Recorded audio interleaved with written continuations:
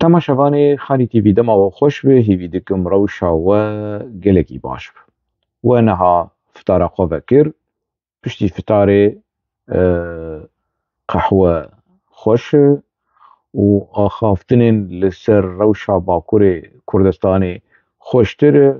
û rexneyên li tevgera Apoçî û tevgera Tirkleşmeya ku li Bakurê Kurdistanê berdewam dike, rexneyên li vê hewldanê hanê ku bi navê pêvajoya aştiyê tê binavkirin, rexneyên li wê ji hemû tiştî xweştir e. Dem dest pê bikin.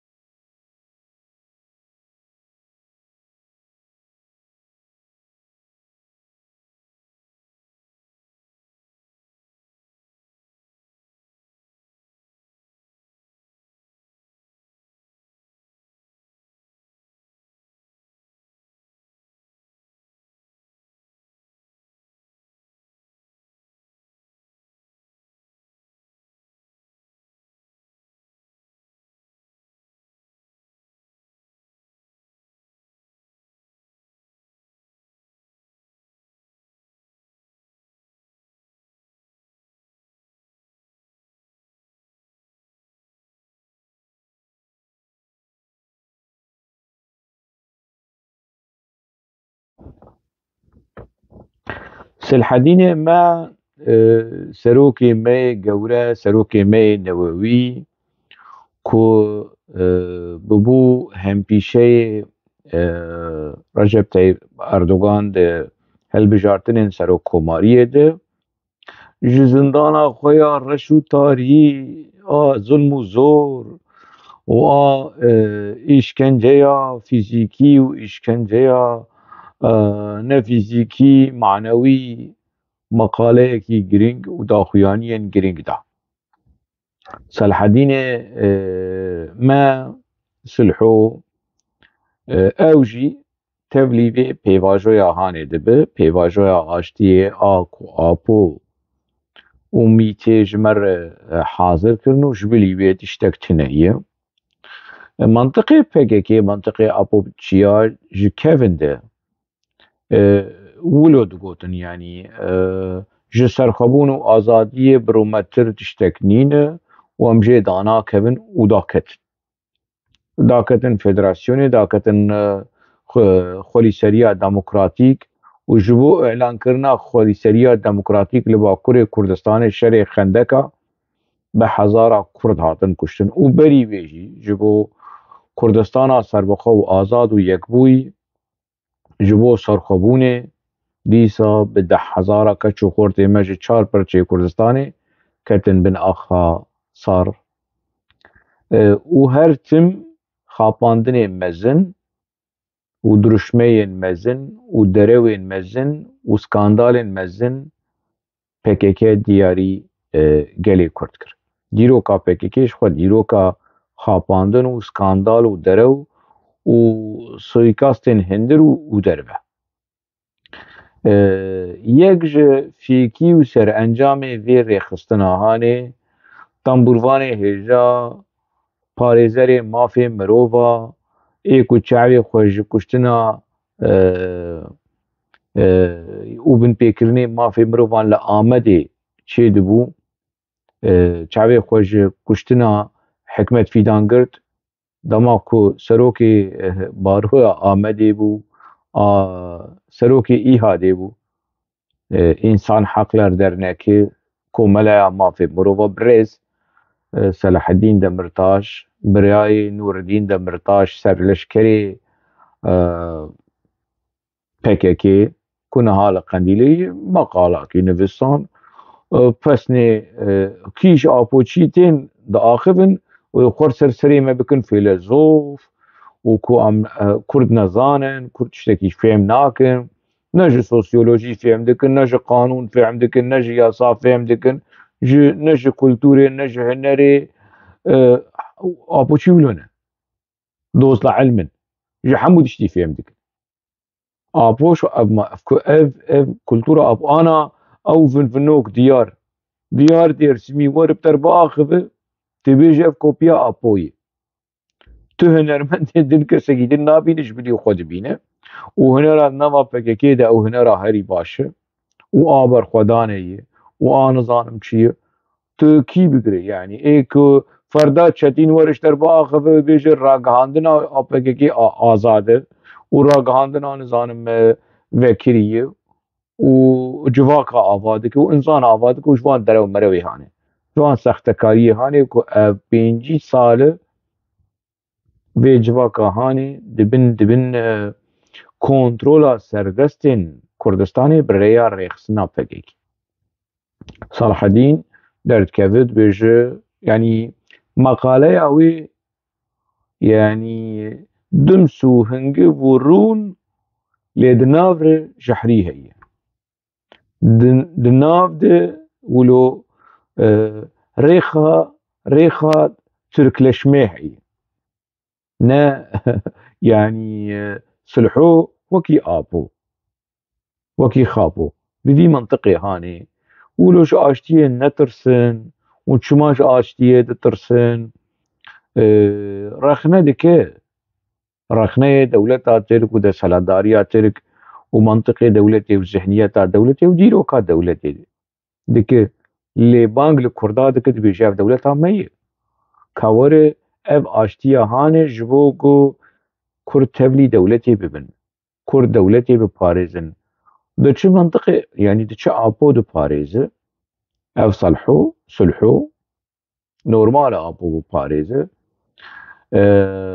جا پسنی وی پیواجویا هانی دیده پسنی آشتی تدبیقی براستی و عدالتی و انصافی بده کرده يعني شكله تنها خاپاندنه کی مزن ولو دولته کی متخيل ولو خيالي شخور تفسير کی خيالي جوی پیواجو يعني اف پیواجو اف آشتیا کو ناوی بکرونه پیواجو یا آشتیه يعني چنی مره کار بیجه ترکلشمه کی ولو بناوی کردواری و مافی کردواری تشتكي بيه يعني بفي ولو خوشك لكن ولو دخملين هنگي اف بيواجو هنگي اف فلانا آپو وميتي جنيه بيس حلاندنا كردايه دچنو تينو خوشك دكن و خوشك نابه هنگي كريت خوشك نابه دكن و ناكن ماقياج وقبا كوريا قوتي ماقياج دكن چاره نابه خوشك نابه بزنه بتيجي چواته بزنكي كرمي وكوتي ونزانم چه تو چا خوشك نابه يعني ده شو قيسا بخملينه وخشتك بشتكا بيبك وكي سلحو يعني عيب شرمه ديروكا كرداد چينه بيه ديروكا روجلاتا ناوين چينه بيه ديروكا دنياي ده چينا بجي و چينه بيه دو زندانيين دولتكي جهندري زندانا خو رابن پسني في دولتا هاني بدن بره انتلكتولي كردا اي آپوچي اي خاپوچي و سوسيولوجي وانو و موسيولوجي وانو ورن في ديارديا هاني شروغه بكن تفسير بكن اف چوا بو يعني دنافا كيشي يعني قال كس كتنا حبسي تركا كسك جهندري حبس وزندان هذا ديروكا باكيكي ده ديروكا جمهورية تركي ده ديروكا حبس وزندان دولة ترك جو سردما سلجوقية عثمانية جمهورية كسك جهندري زندانا خود پس نيبي دولة هاني دايه كسك وتشتكي ولو ديه وبناية بيجن تاني آبو وسلحو أبهر جهندري زندانا دولة ترك ولو تشويق خوشكرين پسنê dewlet Baxçelî dide, heta berî çendakî dewlet Baxçelî faşîst bû, Erdogan hikûmeta AKP, MHP a faşîst û niha pesnê wê didin, Apo pesnê wê dide, Selhû pesnê wê dide, heta hin serkirdeyên PKK jî di nav re pesn didin. Ya vana qeyfer ji vana çi dixwin? Qey fedî nemaye, qey heya nemaye. Em rabin herin piçek fedî û heya ji wan re ji kur bînin, ji Apo re û ji Silhû re. Yani Silhû bi wê meqaleya xwe, bi vê rewşa xwe, ez çi bêjim yanî? Ez bêjim eferim ji PKK re li Düsseldorf li têra dilê wî li wî xistin, berî ku herî vegerê Tirkiye werigirtin. Ez çi bêjim? Oktobera 2016 berî ku têra dilê xwe lêdanekî li vir xwar bi teعlîmatê Cemîlbayî ku niha û ket zindanê û ji hundirê zindanê jî pesnê dewleta Tirk didî. Ya ev çi ye? Yani tê bîra me dema em Apoçî bûn pir behsa PKKleşme dikin. Aval tu hîna tu nebîyî PKK. Tu PKKleşme nebîyî. Tu PKKleşme nebîyî. Piştî PKKleşme tê piştî wê jî Tirkleşme bibe. Piştî wê tê Kurdleşme û Caşleşme bibe. Aynî wiha. Mantık û pêvajo û polîtîka û hemû siyasetên PKK ku yani tevgera Tirkleşme û cehşleşme di nava civaka gelê Kurd biku tiştekî xweşik, tiştekî wilo entîke, tiştekî ku me nikare pesnê wê bide. Komara demokratîk û netewa demokratîk û biratiya Kurd û Tirka em rabin heyî xwelî li serê we bi biratiya ev di 100 sal 300 salê ê dawî ji têkiliya di navbera Kurd û Tirka de di 100 salê dawî ji emrê Seltana Osmanî de û 100 salê ji emrê Komara Tirkiyê de. Ev biratî ji ku tiştek navê wê biratî tune bû. Serwer û kole hebû. Celad û qurbanî hebû. Hepsî û qerdiyan hebû. Ev hûnê vê biratiya hane ji kur bînin yanî. Heqî qerer Kemalpîr û nizanim çi hatin tevgera PKK bûn û parastina mafê Kurda û şehîdên Tirka ev ê em re dikare behsa vê bike vî aliyê hanê. Hinek Tirkên ku piştgiriya Kurda kirin. Mafê Kurda xwestin. Berî jî hebûn, berî PKK jî hebû, niha jî hene û sibê jî wê hebin. Tiştekî wilo me re kar bes di dîroka dewletê de serasta dîrokî, serasta siyasî, serasta çi bêjim sosyolojî, avakirina dewletê, destûr, ya em di nava komkujiyên dewleta Tirk dibe. Em mezin bûne, zimanê me çû, kultura me çû, dîroka me çû, em bûn Tirkê çiya. Hey we xweliya li serê dewleta Tirk li serê xwe kir. Tu serokê te yê newewî. Ya em yani kanî ew biratiya ku hûn behsa wê dikin. Tiştek tune ku me re li ser ava bike. Dibe ne Kurd xwe biguherin, Tirk xwe biguherin Tirk, dewleta Tirk xwe biguhere. Dewleta Tirk bibe dewletekî aştiyane, bibe dewletekî demokratîk, Kurda qebûl bike. Yani dibe dewlet bi alî Kurda were. Ne Kurd bi alî dewlet were, eger dewletekî demokratîk be, eger aştiyê dixwaze, dibe ew ji aştiyê netirsin, ne Kurd. Em ji aştiyê natirsin. Em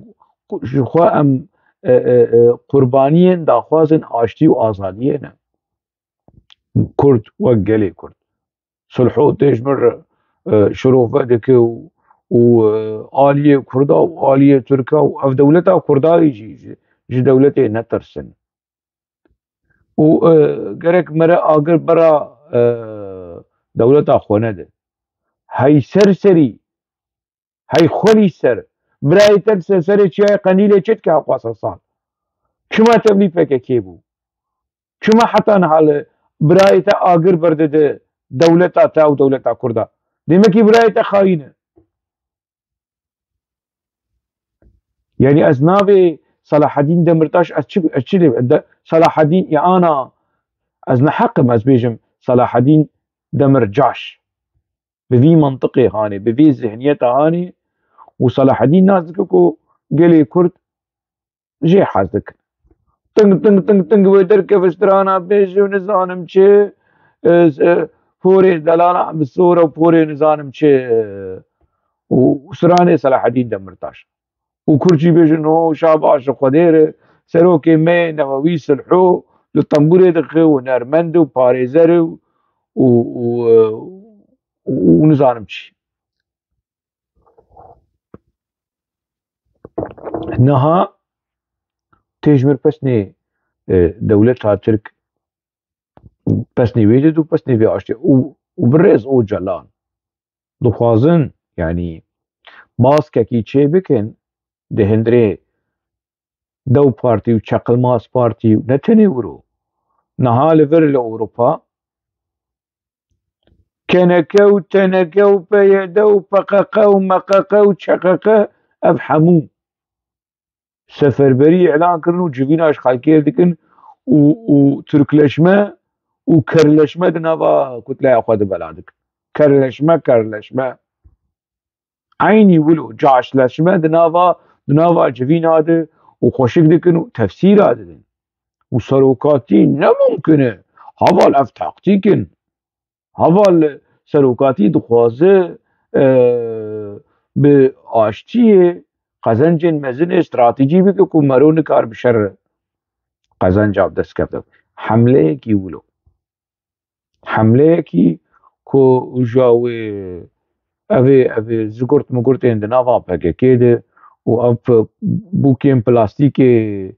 کرتون مرتونه کو ناوی وان سیاست مداره و حوال مظلوم وهوال رمزي وهوال زبير بزكي خو بقلافته خو بسمبيلي خو كردك داتيني حيري ماي سمبيلي زبير بزبير حيري ماي كاتشم كي او در كيفن و بيشبري قل وبسني في بيباجو بدن سبب مسألة خرابة بوينجا إيريشي بيباجو بكن إيريشي عاقبة بكن دي سبب بسني عاقبة وبسني محبة وبسني دولة تعتربكن يا چرتو تفجرا چرتو ورتو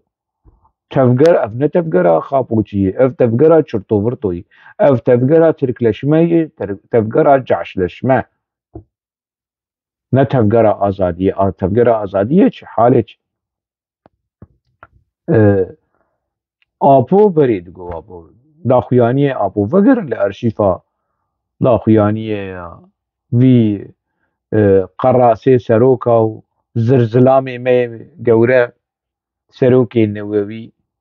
امج انقرة درجتن ام هاتن كردستاني ام بوم بارتي امج كردستاني هاتن روجلاتا ناوين ام بون ارتش امج روجلاتا ناوين چون اوروبا تبي راوا افدا خياني امي ببن دولات تبو دولت تركيا خولي سر تنهال تشويقها وشيرين كرنا تركلشمه دكه تبو دولت اريد تبي بدولت مالا مني اف قوتنين ابونا بيراو ونها شابسني دولتا او يبي بدولت ناشي بسني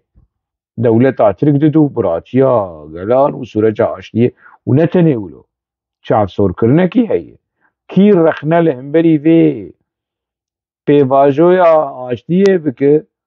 وبحثات ديمقراطيه واشتي دكنها وبيفا جريداي قفا دخل تهديد عددا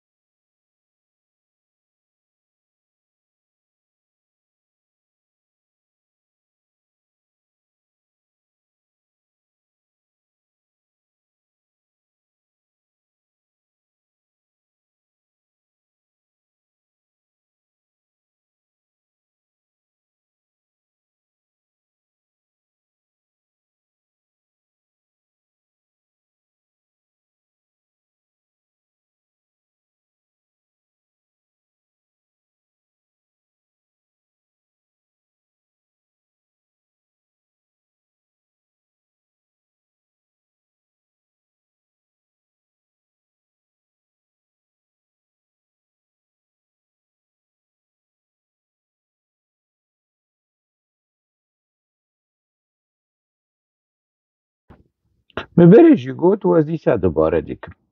بريز ريبر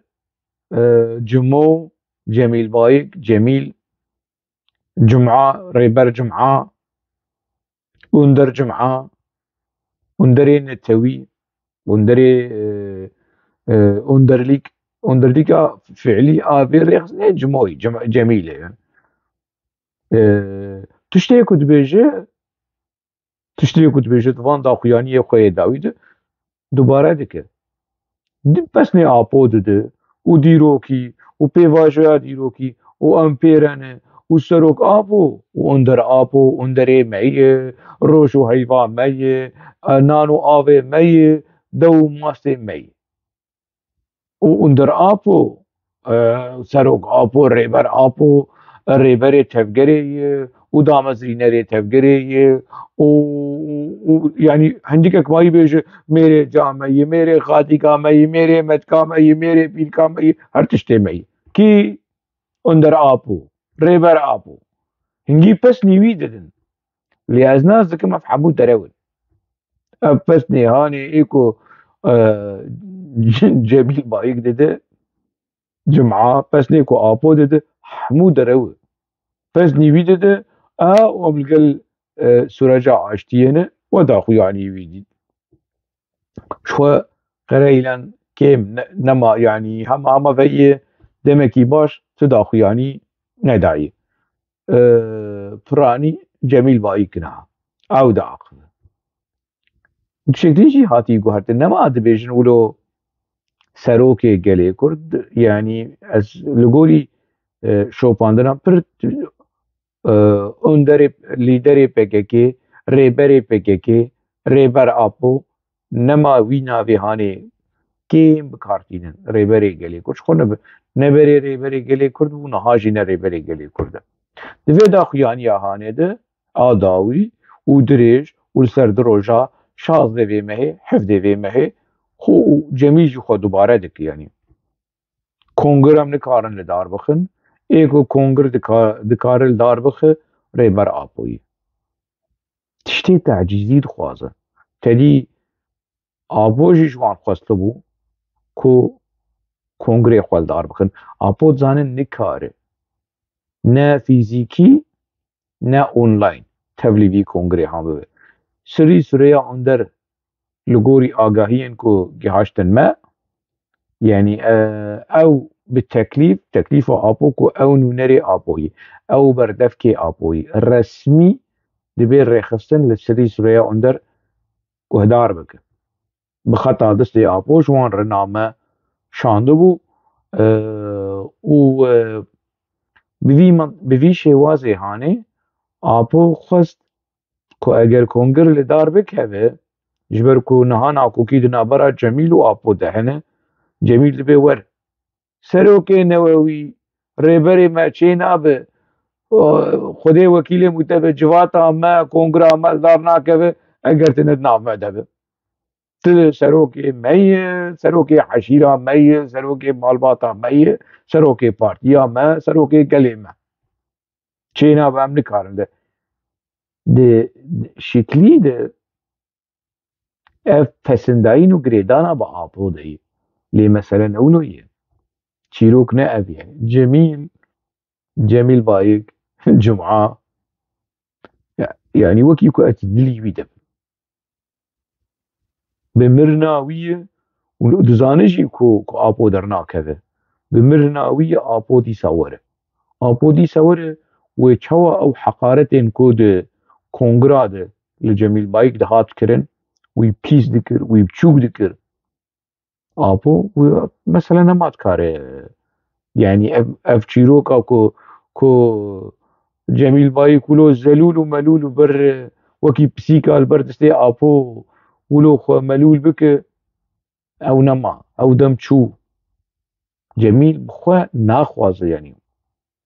ليد بيجي سروك وبي سروك نابه وجيان بي سروك نابه وكونغر بي سروك نابه ونزارم چسه اف كونغرا فسخ كرنيه ايكو PKK دا مزراند آپوي اي PKK فسخ بك آپوي ليد بي وري كونغري حاضر بي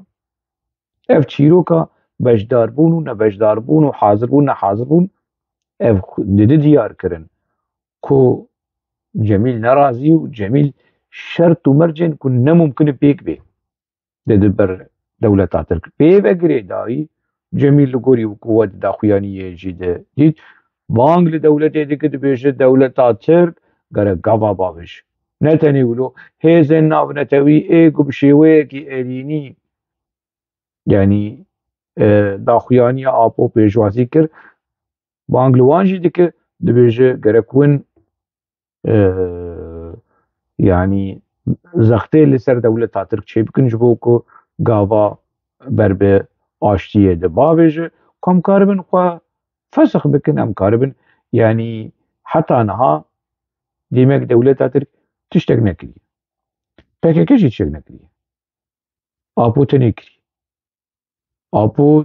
van tewîzê hane van nivîsê hane û dibêje li ser berpirsyariya min a tarîxî Cemîl Bayîk jî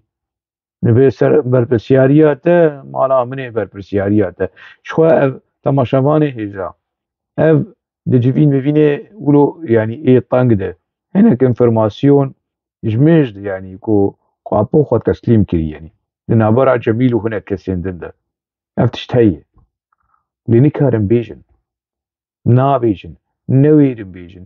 dibêjin baş Apo dixwazim me istismar bike em ê jî Apo istismar bikin.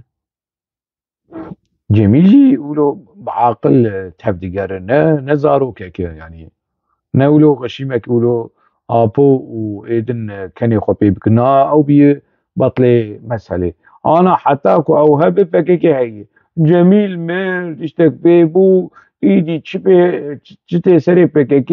çi tê serê gelê Kurd ew ferq nak. Heta ku li jiyanê be wê Cemîl emperator be. Apo li derekî lîder û serokê şiklî ye lê fiilî serokê fiilî Önder Cemîl e rêber Cemîl e Cemîl Bayîk. Bi vî mentiqê hane bi vî şêwazê hane mero yanî ji dibîne nêzîkatiyê Cemîl Bayîk ev e. Pesên pesindayîna Apo pesindayîna sürecê pêvajoyê û dîrokî û mîrokî û nizanim çi lê şertî wî ku ev pêvajo neçi serî û baş dike. Yani Cemîl divê xalê de divê nuqteya hanê de yanî gotinî wî mentiqî ne yanî gotinê ku yekcarî gelê Kurd were teslîm dayîniye biçekî rûmet nepir yanî ji bo PKK biçek rûmet hebe ji bo van keş û xortên li çiya biçek rûmet hebe. Divê Apo ne tenê bi xwe halê xwe bifikire derkeve were hepsa malê û hema bi çi şêwazî bi û ji xurjinekî jî bîne bizewuce heqê wî ye heftê û pênc sal heştê sal yanî ka çavê xwe bera kê daye çavê xwe bera perwînê daye çavê xwe bera kê daye heqê wî ez nabêjim ne yanî îşê mijê tune lê hema dibe biçekî li rewşa van rebenê hanê evê endamê rêxistinê jî biçekî bi halê wan bifikire biçekî bi halê zibêr bifikire zibêr feqîrê reben ji kêfa dike bi teq hema diwerime û diwerime û dinefixe û hingî jî rêber Apo hez dike hema biçekî li halê yanî zibêr û remzî bifikir gunehin dixwazin vegerin welatê xwe dixwazin vegerin mala xwe heqwe selxerîbiyê mane ya rêber Apo çê nabe ma tu tenê bi xwe bifikire tu bi halê xwe bifikire bi zikê xwe û bi xweşiya jiyana xwe bifikire miletek heye heqwasa xwîn heqwasa kes hatin kuştin ji bo ku azadiya fîzîkî û ja Cemîl jî dibêje pergala İmralî dibe tasfiye bi kurovat tişkîl dibêje xwedê ev nemumkin e ev mustehîl yanî niha divê dema hanê de dewleta Tirk rabe li gorî te biçe dewleta Tirk li gorî Apo naçe ev daxwazên herî biçûk û herî lawaz werî kêm ê Apo dewleta Tirk li gorî wan naçe li gorî xwe diçe işte heyê tu bi van yanî daxwazê hanê wê dewleta Tirk li te guhdar bike na birê min e na Apo li te guhdar dike û ne rêxistin حتى درجه کی باش دبن کنترولا جمیل دی حتى نها ملا نزانه سبب چه دبه او مسلاک دنه مجارکی دنه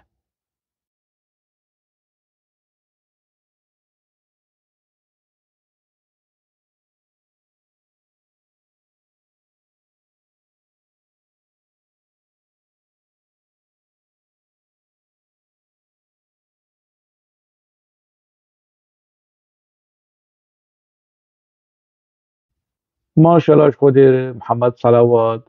دو بارتي تشقلماس بارتي لبو تفقرا ويا سياسي واجندايا ويا سياسي gelekî germe gelekî xurt e.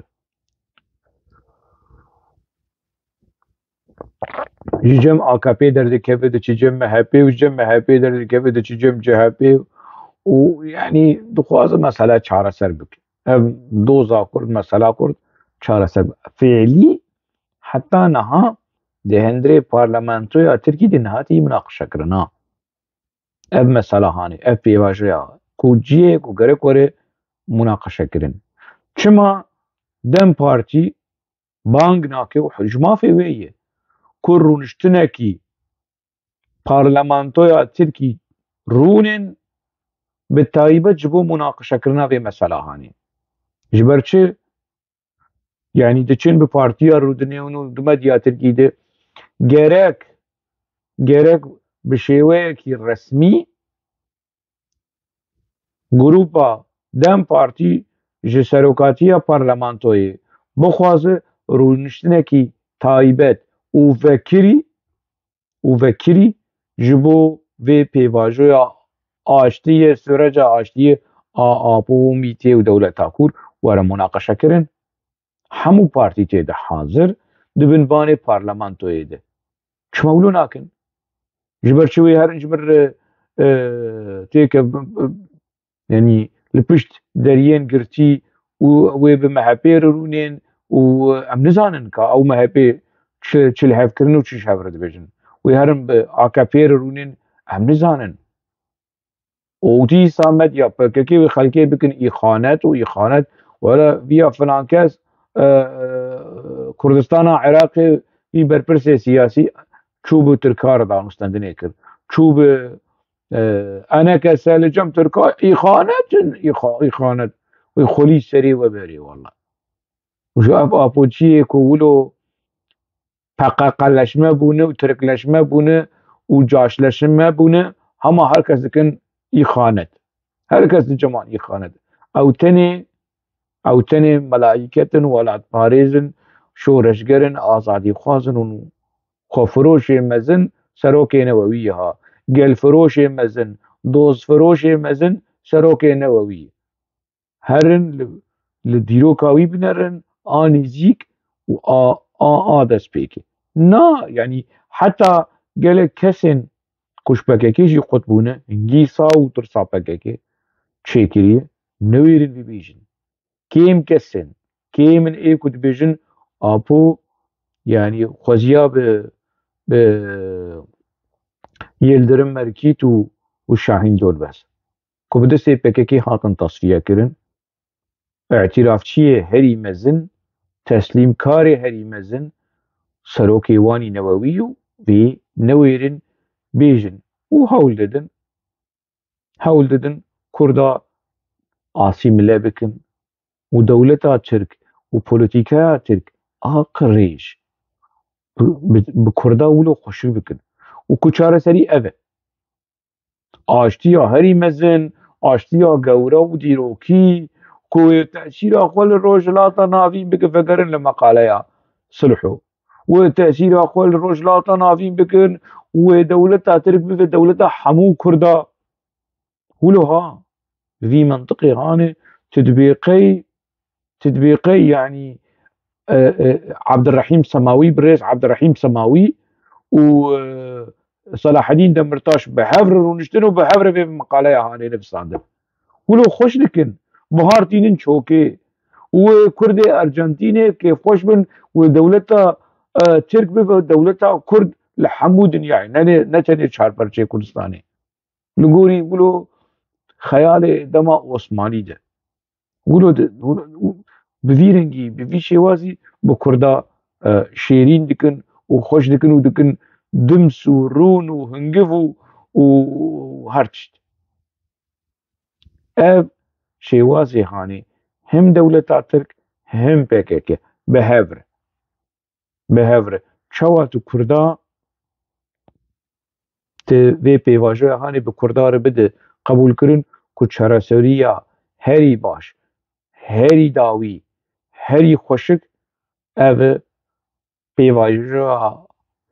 aştiyê di navbera PKK û MİTê di navbera Apo hîna nebî PKK di navbera Apo û dewleta Kûr di hundirê Tirkiyeyê de di ême bi min re yanî ez li gel aştiyê me ez aştî dixwazim bes aştiyekî bi rûmet aştiyekî ku qedr û qîmeta gelê Kurd nas bike di destûra Tirkî de ya dewleta Tirk heta niha di destûra Sûrî de a Sûrî a niha a rejîma Ehmedşerê naxwaze Kurd di destûrê de were naskirin li Sûrî li Şamê mudaxeleya wê derê dike ji tirsa Kurd li wir were naskirin dewleta Tirk jî mecbûr e 40 milyon 20 milyon Kurdê ku di nav de nav sînorê Tirkî de wan jî nas bike Kurdê Rojavayê Kurdistanê dewleta Tirk a berî do û fêr bû êrişî kobanê kirine sivîl hatine kuştin malbat hatine kuştin zarok hatine kuştin jin hatine kuştin li kobanê ez re aştiyekî bi rûmet aştiyekî bi rûmet ku qedr û qîmetê Apo nas bike qedr û qîmetê Cemîl Bayîk nas bike qedr û qîmetê kî Ebdirehîm Semawî nas bike qedr û qîmet wekî Kurd wekî xwediyê dewletê yanî ez aştiyekî wilo dixwazim ne aştiyekî ku Kurdekî rabe bike xulam û zilam û yanî ev çi aştî ye hema di sed salê me bi dewleta Tirk em di nava xwînê de ne em ê di sed salê de jî bimînin yanî nabe wilo koletiyê li ser Kurda Tirkleşme li ser Kurda ferz bikin bi navê aştiyê ez xwez qebûl nakim yanî ez bim hestiyê bavê min û kalê min dibin axa Kurdistana Bakur de yê di Kurdistana Bakur de hatî veşartin bavê min jî û kalê min jî û hestiyê apê min û xalê min li Bakurê Kurdistanê hat dibin axa Bakurê Kurdistanê ez qebûl nakim beşekî ji me Kurdistana Bakurê beşekî ji me Kurdistana Rojavayê çawa ez li dijî hikûmeta Ehmedşerê her wiha ez li dijî hikûmeta Erdogan heta ku Kurda qebûl bike tiştekî zêde em naxwazin tu me negotî kam perçe bi hûnê û nizanim çi tiştê qanûna navnetewî zagona navnetewî ji Kurdan re dike heq ji bo çi wê Apo û Selahedîn Demirtaş ku parêzer e ji Kurdan re bike neheq ji Kurdan re bike kevneperestî Kurav zagona navnetewî a peymana mafê mirova a netewên yekbûyî mafê çarenûsê de di gelê Kurd tu çima tu bi çi heqî di vî mafê hanê ji Kurdan bistînin mixabin rewşekî bi vî rengî hanê heye pêwîst bû ku ez biçekî binirxînim û rexneşî bikim heta mijarên din xelekekî din ji vê programê di nava xêr û xweşiyê de bimînin û Newroza we jî ji niha de pîroz be.